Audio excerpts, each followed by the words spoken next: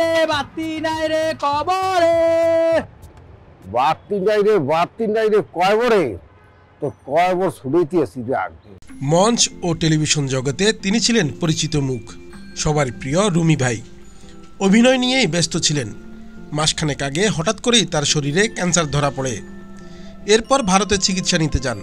সেখান থেকে দেশে ফিরে রাজধানীর একটি হাসপাতালে চিকিৎসা নিচ্ছিলেন। তবে সব চেষ্টা ব্যর্থ হয়েছে। অবশেষে মৃত্যুর কাছে হেরে গেছেন এই দাপুটে অভিনেতা। টেলিভিশন নাটকের জনপ্রিয় মুখ অলিউল হক রুমি আজ সোমবার ভোরে রাজধানীর একটি বেসরকারি হাসপাতালে চিকিৎসাধীন অবস্থায় শেষ নিঃশ্বাস ত্যাগ করেছেন। অভিনেতা জিয়াউল অপূর্ব নিজের ভেরিফাইড ফেসবুক পেজে রুমির মৃত্যুর বিষয়টি নিশ্চিত করেছেন। ফেসবুকে এ সংক্রান্ত বার্তা দিয়েছেন আরও বেশ কয়েকজন অভিনয় শিল্পী ও নির্মাতা। অভিনয়ে 3 দশকের বেশি সময় পার করেছেন রুমি। দীর্ঘ এই পথ চলায় অভিনয় করেছেন অসংখ্য নাটক ও সিনেমায়। অভিনয় নৈপুণ্য দিয়ে দর্শকদের মুগ্ধ করে গেছেন। পর্দায় তার উপস্থিতি বাড়তি আনন্দ দিয়েছে দর্শকদের। 1988 সালে রুমির অভিনয়ের শুরু থিয়েটার বেইলি রোডের এখনও কৃতদাস নাটকের মধ্যে দিয়ে।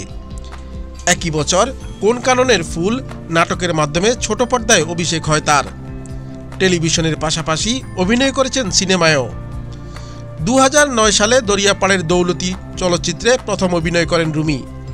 তার অভিনীত উল্লেখযোগ্য নাটকের মধ্যে রয়েছে সাজেশন সেলিম, বোকাশোকা 3 জন, makeup man, Dhaka to Barishal, Dhaka metro love, বাপ বেটা দৌড়ের উপর, আমেরিকান সাহেব সহ ইত্যাদি।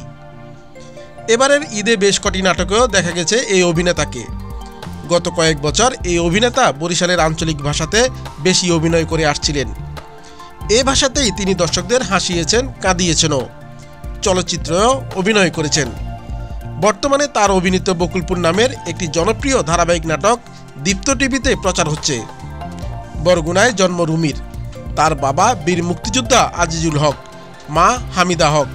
3 ভাই ও 3 বোনের মধ্যে সবার ছোট ছিলেন রুমি। তিনি স্ত্রী ও 2 সন্তান রেখে গেছেন।